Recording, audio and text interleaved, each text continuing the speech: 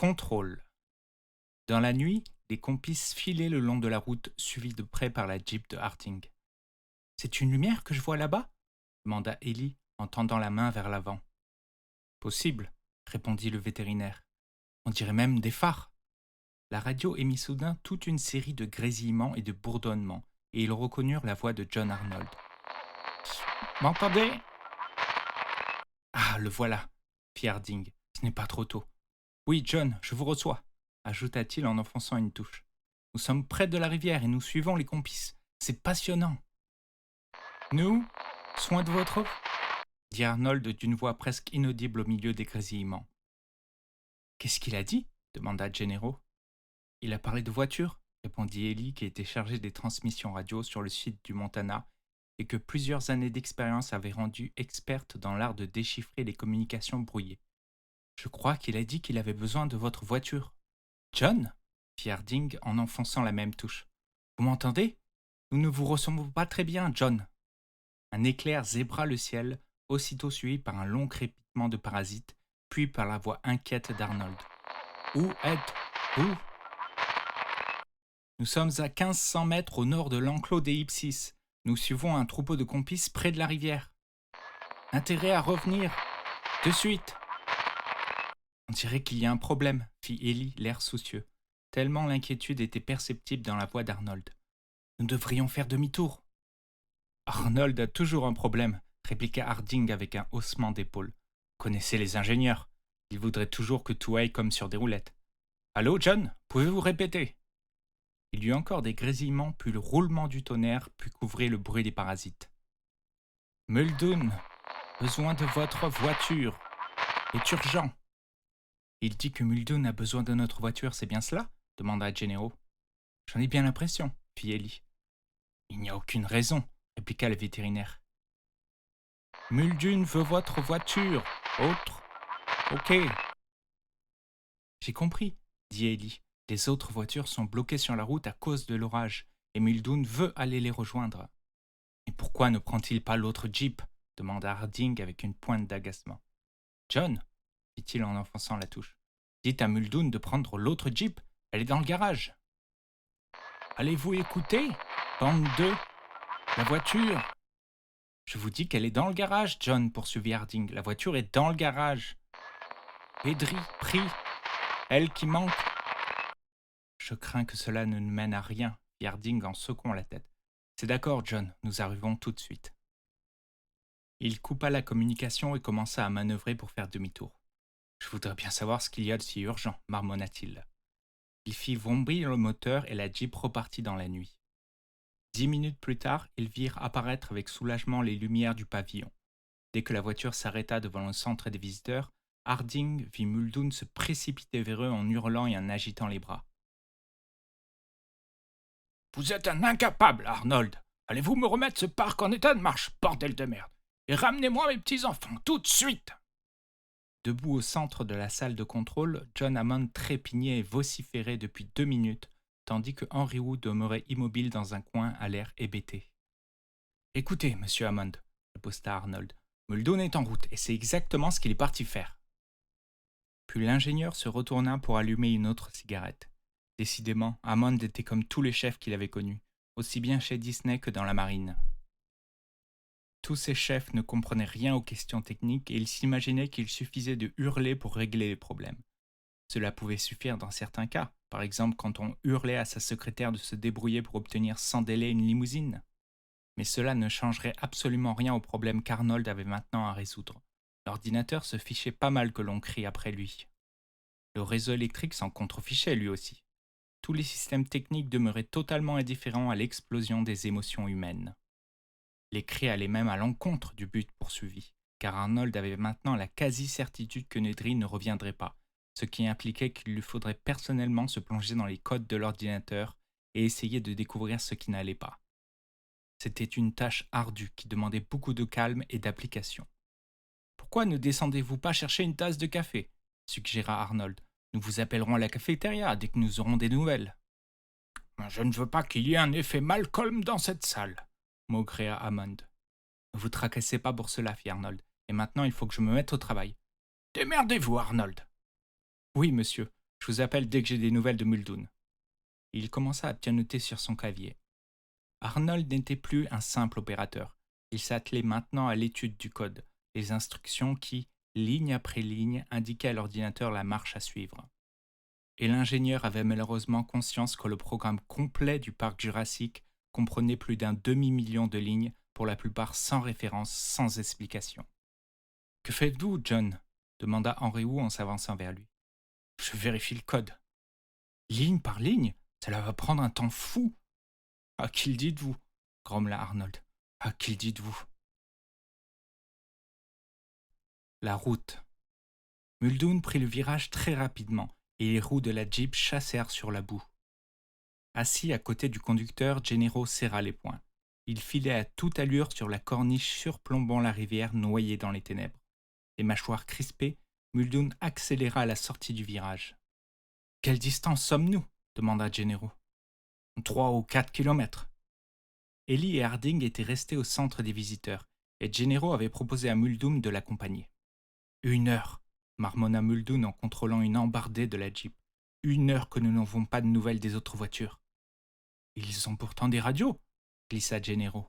« Nous n'avons pas réussi à entrer en communication avec eux. »« Si je devais rester 1 heure enfermé dans une voiture et sous la pluie, » poursuivit l'avocat, l'air soucieux, « il est certain que j'utiliserais la radio pour appeler quelqu'un. »« Moi aussi, » fit Muldoon. « Croyez-vous vraiment qu'il ait pu leur arriver quelque chose ?»« Il est probable que tout va bien, » répondit Muldoon, « mais je serai vraiment rassuré qu'en les voyant. Nous allons tomber sur eux d'une minute à l'autre. » Après un long virage, la route commençait à s'élever. Au pied de la montée, Gennaro distingua quelque chose de blanc au milieu des fougères qui bordaient la route. « Arrêtez » s'écria-t-il. Muldoon freina et Gennaro bondit de la Jeep. Il se mit à courir dans la lumière des phares pour aller voir ce qu'était l'objet blanc. Cela ressemblait à du tissu, mais il y avait... Gennaro s'immobilisa au beau milieu de la route. Il se trouvait encore à 2 mètres, mais même à cette distance, il voyait distinctement de quoi il s'agissait. Il continua d'avancer, mais plus lentement. « Qu'est-ce que c'est » cria Muldoon en se penchant par la portière. « C'est une jambe » répondit Gennaro. La chair d'un blanc bleuté se terminait par un moignon sanguinolent au bord déchiqueté, à l'endroit où aurait dû se trouver le genou. Il vit une chaussette blanche roulée sous le mollet et un mocasson marron, une chaussure du genre de ceux que portait Ed Régis. Muldoon était descendu de la Jeep et il passa en courant devant lui pour aller s'accroupir près de la jambe. « Bon Dieu » souffla-t-il. Il sortit le membre sectionné des fougères et le souleva pour le placer dans le faisceau des phares. Le sang jaillit et coula sur sa main. Gennaro, qui se tenait encore 1 mètre derrière, se plia en 2. Il appuya les mains sur ses genoux et ferma les yeux en réprimant des hauts le cœur. « Gennaro » fit sèchement Muldoon. « Oui, poussez-vous, vous êtes dans la lumière. » L'avocat inspira longuement et fit quelques pas de côté. Quand il rouvrit les yeux, il vit Muldoon penché sur le moignon qu'il examinait d'un œil critique. « Arraché à l'articulation, » déclara Muldoon. « Pas une morsure, ça. Il lui a simplement tordu et arraché la jambe. » Muldoon se redressa et renversa le membre sectionné pour faire couler le reste du sang sur les frondes des fougères. Sa main toute rouge, refermée sur la cheville, maculait du sang la chaussette blanche, et Gennaro fut pris d'une nouvelle nausée. « Aucun doute sur ce qui s'est passé, » entendit-il Muldoon murmurer. « C'est le T-Rex qui l'a tué. » Il leva pensivement la tête vers le haut de la colline. « Ça ira » demanda-t-il en reportant son regard sur Gennaro. « Vous vous sentez capable de continuer ?»« Oui, » murmura l'avocat. « Ça ira. » Muldoon se dirigeait déjà à grands pas vers la Jeep, le membre sectionné à la main. « Je pense qu'il vaut mieux l'emporter, » lança-t-il en se retournant. « Ce ne serait pas bien de le laisser ici. Merde, dans quel état va être la voiture? Vous voulez bien regarder s'il y a quelque chose à l'arrière, une bâche, un journal ?»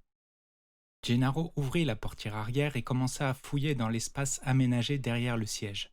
Cela lui faisait du bien d'avoir quelque chose sur quoi fixer son attention. Le problème de l'emballage du membre sectionné prit une importance considérable, au point de lui occuper entièrement l'esprit et de chasser le reste.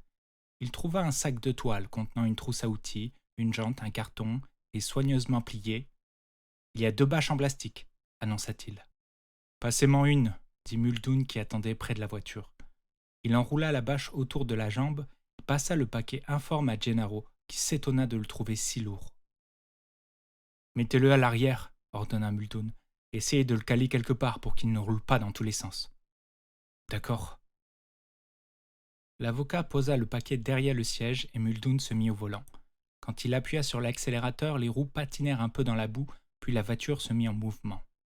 Quand la Jeep atteignit le sommet de la côte, les phares restèrent quelques instants levés vers le feuillage des arbres, puis le faisceau lumineux bascula brusquement et Gennaro distingua la route devant lui. « Bon Dieu !» souffla Muldoon.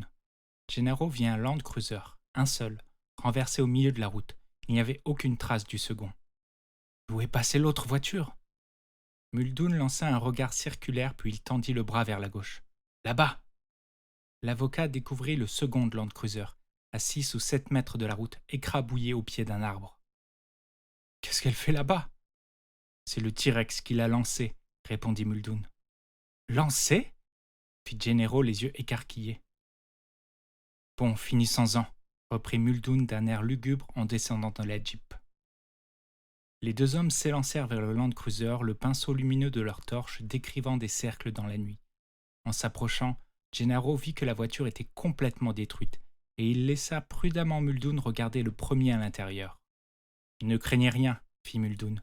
« Nous ne trouverons probablement personne. »« Non ?»« Non. » Il expliqua à l'avocat qu'il avait eu l'occasion en Afrique de se rendre sur les lieux d'une demi-douzaine d'attaques d'animaux sauvages contre des humains.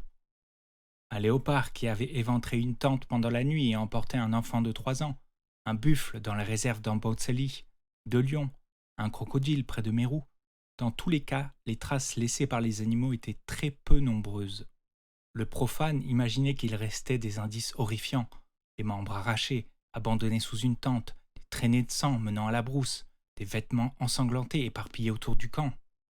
En vérité, la plupart du temps, il ne restait rien du tout, surtout si la victime était un petit enfant ou un bébé. Elle semblait le plus souvent s'être volatilisée, comme si elle s'était enfoncée dans la brousse pour ne plus jamais revenir. Un prédateur était capable de tuer un enfant en le secouant assez fort pour lui briser les vertèbres, et en général, il n'y avait pas de traces de sang. Il y avait parfois un bouton de chemise ou un bout de caoutchouc d'une chaussure qui traînait, mais le plus souvent on ne trouvait absolument rien. Les prédateurs emportaient les enfants, ils préféraient les enfants, et sachant qu'ils ne laissaient rien derrière eux, Muldoon ne s'attendait pas à trouver des restes des victimes. Mais, en se penchant pour regarder à l'intérieur de la voiture, il eut une surprise. « Ça alors !» souffla-t-il. Muldoon essaya de reconstituer la scène. Le pare-brise du Land Cruiser avait volé en éclats, mais il n'y avait pas beaucoup de fragments de verre par terre. Comme il en avait vu quelques-uns sur la route, c'est là-bas que le pare-brise avait dû éclater, avant que le tyrannosaure ne soulève la voiture et la projette au pied de l'arbre. Mais le Land Cruiser était complètement déglingué. « C'est vide ?» demanda Gennaro d'une voix étranglée. « Pas tout à fait, » répondit Muldoon en promenant à l'intérieur le pinceau lumineux de sa torche qui glissa sur un poste émetteur-récepteur tout cabossé. Il distingua autre chose sur le plancher, un petit objet noir et incurvé. Les portières avant étaient bloquées, mais il passa par l'arrière et rampa sur le siège pour atteindre l'objet. « C'est une montre !» annonça-t-il. Une montre digitale bon marché montée sur un bracelet noir en plastique, dont le verre à cristaux liquides était brisé. Il ne pouvait en être sûr, mais il s'agissait peut-être de la montre de Tim. En tout cas, le genre de montre pouvant appartenir à un enfant. « Qu'est-ce que c'est ?» demanda Gennaro. « Une montre ?»« Oui, il y a aussi une radio, mais elle est cassée. » « Cela vous apprend quelque chose ?»« Oui, mais ce n'est pas tout. » Muldoon renifla. Une odeur aigre flottait dans la voiture. Il fit courir le faisceau de sa torche sur le plancher jusqu'à ce qu'il découvre la vomissure et les dégoulinades sur la portière. Il y posa le doigt et constata que c'était encore frais. « Un des enfants est peut-être encore vivant, » dit-il. « Qu'est-ce qui vous fait croire cela ?» demanda Gennaro en le regardant du coin de l'œil. « La montre en est une preuve, » répondit Muldoon. Il la tendit à l'avocat qui l'éclaira avec sa torche et la retourna dans sa main. « Le verre est cassé, » constata Gennaro. « Exact, » fit Muldoon, « et le bracelet est intact. » « Ce qui signifie ?» « Que le garçon l'a enlevé lui-même. »« Il a pu le faire n'importe quand, » objecta l'avocat, « bien avant l'attaque. »« Non, » répliqua Muldoon, Ces verres à cristaux liquides sont très résistants et il faut un choc violent pour les briser. Le verre de cette montre s'est cassé pendant l'attaque du dinosaure. Et c'est après que l'enfant a enlevé sa montre.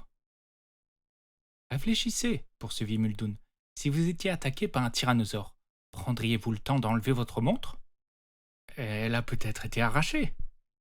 Il est presque impossible d'arracher une montre portée au poignet sans arracher la main en même temps. Et de toute façon, le bracelet n'est pas endommagé. Non, c'est bien l'enfant qui l'a enlevé lui-même. Il a regardé sa montre, a vu qu'elle était cassée et l'a enlevée. Il a eu le temps de le faire. Mais quand?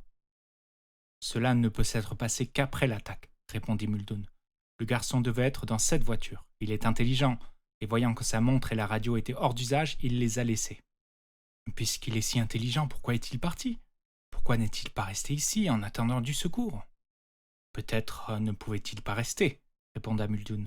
Peut-être le tyrannosaure est-il revenu, ou bien un autre animal. En tout cas, quelque chose l'a obligé à partir. Et où peut-il être allé? Voyons si nous pouvons le découvrir, dit Muldoon en repartant vers la route d'un pas résolu. Gennaro le vit se pencher pour scruter le sol éclairé par sa torche, le visage à quelques centimètres de la boue.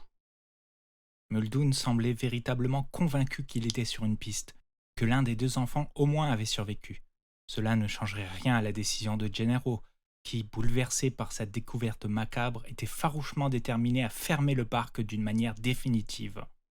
Muldoon pouvait bien dire ce qu'il voulait, l'avocat le soupçonnait de faire montre d'un optimiste injustifié et... « Vous voyez ces empreintes ?» lança Muldoon sans lever le nez du sol.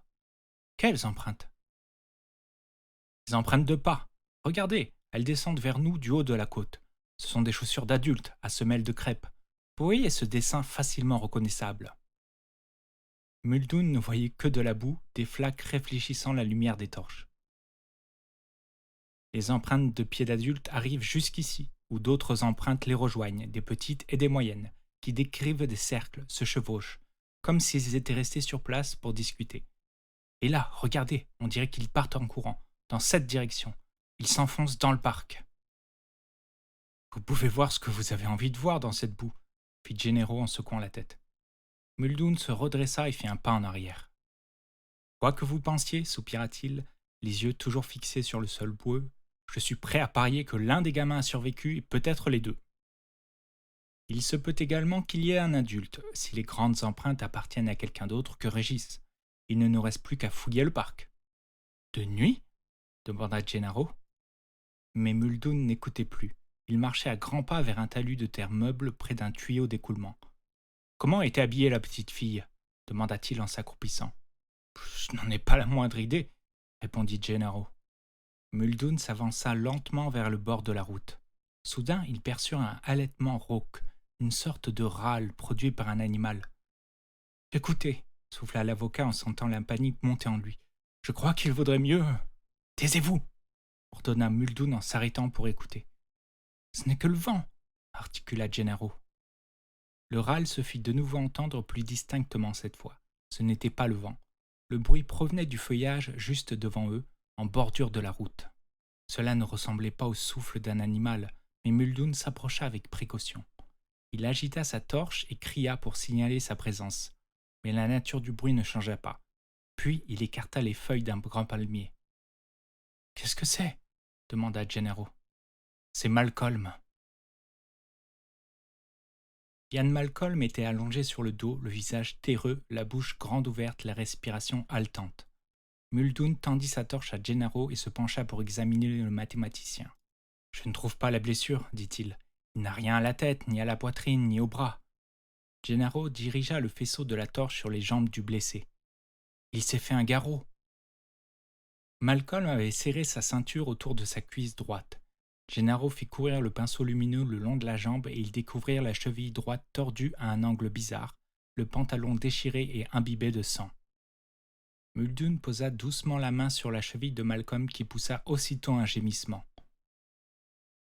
Muldoon recula en essayant de déterminer ce qu'il convenait de faire. Malcolm avait peut-être d'autres blessures. S'il était touché à la colonne vertébrale, le transport jusqu'à la jeep pouvait lui être fatal.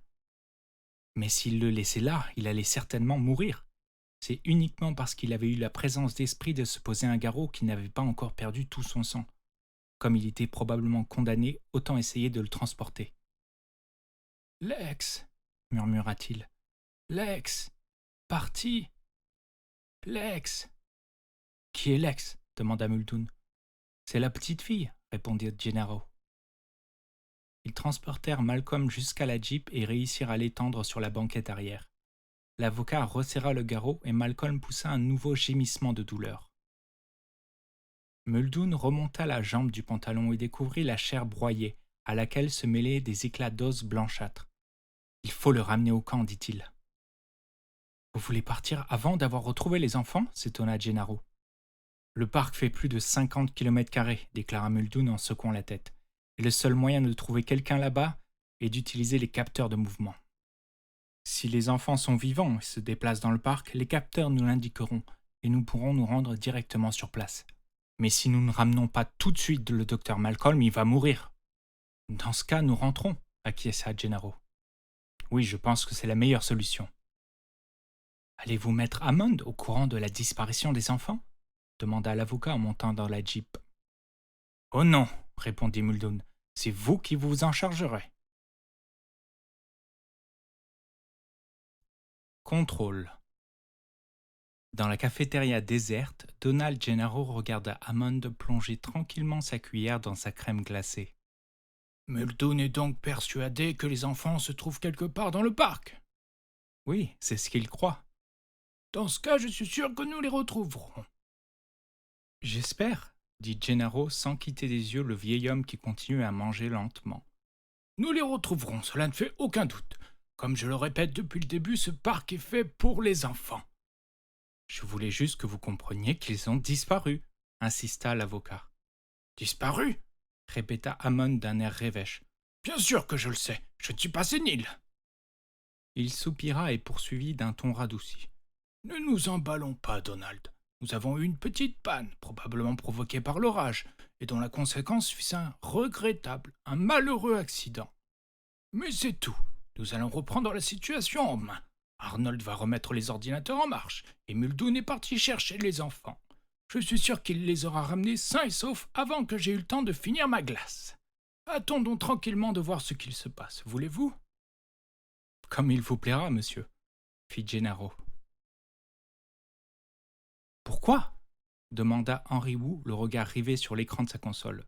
« Parce que je pense que Nedry a traficoté le code, » répondit Arnold. « C'est pourquoi je vérifie tout. »« Très bien, » fit Wu. « Mais avez-vous essayé les différentes options ?»« C'est-à-dire ?»« Je ne sais pas. Les systèmes de sécurité ne fonctionnent plus. Contrôle clavier et ce genre de choses. »« Bon sang !» s'écria Arnold en claquant des doigts. « Bien sûr qu'ils doivent fonctionner. Les systèmes de sécurité ne peuvent être coupés que du tableau de commande. »« Parfait, » dit Wu. « Si la vérification du clavier fonctionne, vous devriez pouvoir reconstituer tout ce qui l'a fait. »« Et comment ?» lança Arnold en commençant à pianoter sur sa console. Pourquoi n'y avait-il pas pensé plus tôt ? Cela crevait les yeux. Le programme informatique du parc Jurassique disposait de plusieurs systèmes de sécurité intégrés. L'un d'entre eux était un programme enregistrant toutes les commandes entrées par les opérateurs ayant accès au système.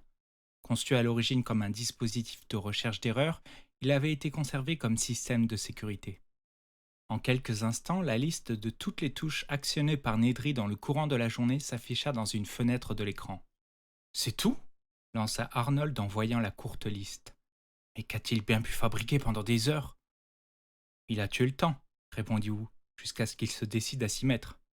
La liste des chiffres représentait les codes ASCII, identifiant les touches actionnées par Nedry sur son clavier. Ces chiffres indiquaient qu'il était resté sur l'interface standard, comme n'importe quel utilisateur. Nedry avait donc commencé par quelques commandes très générales, une attitude pour le moins étonnante de la part du programmeur. « Peut-être voulait-il voir s'il y avait eu des changements ?» suggéra Henry Wu. « Peut-être », murmura Arnold qui étudiait maintenant la liste des commandes, ce qui lui permettait de suivre, ligne après ligne, la progression de Nedry dans le système. Au moins nous pouvons découvrir ce qu'il a fait. Système était l'instruction donnée par l'analyste pour quitter l'interface et accéder au code proprement dit.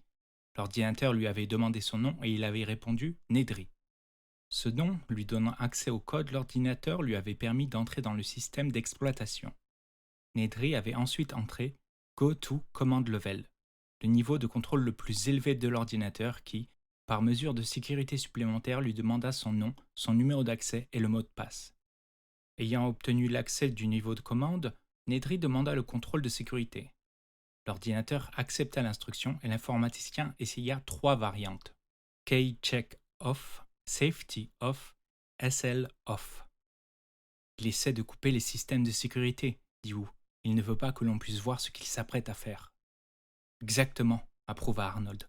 Mais apparemment, il ignore qu'il n'est plus possible de couper les systèmes de sécurité autrement qu'en actionnant manuellement des commutateurs sur le tableau principal.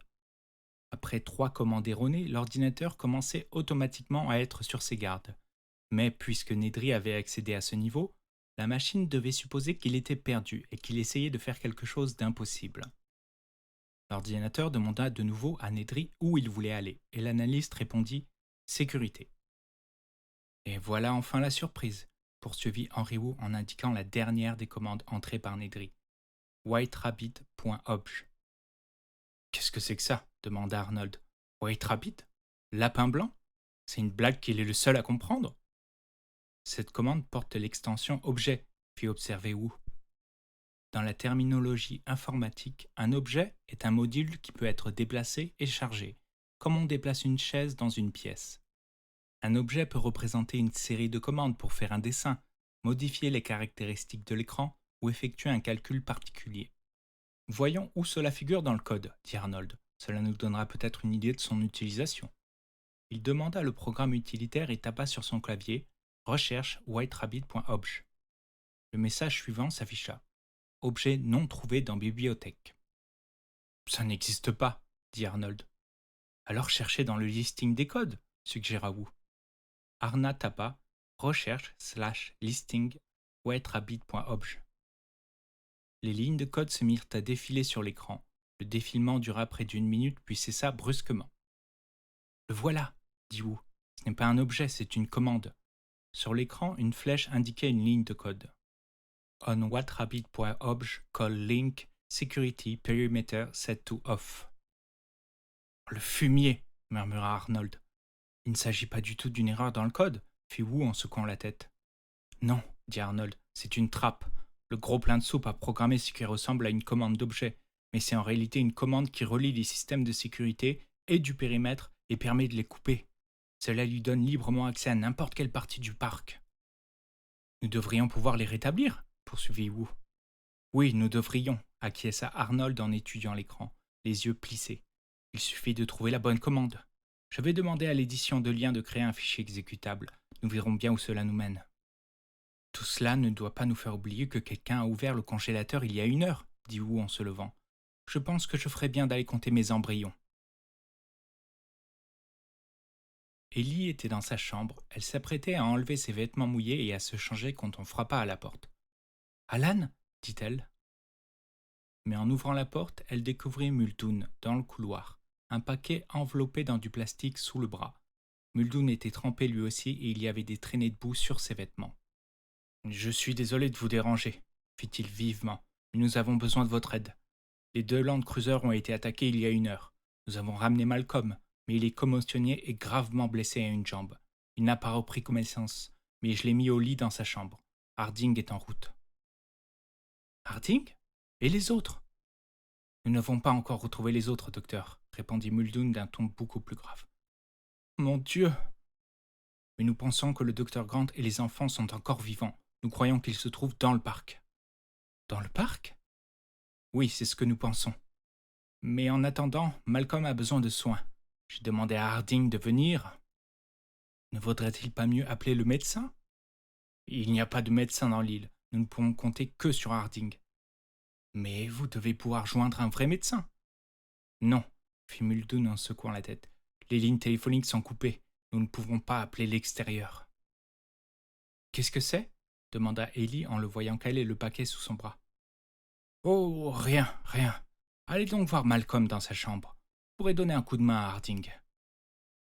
Muldoon repartit précipitamment et Ellie se laissa tomber sur son lit bouleversée.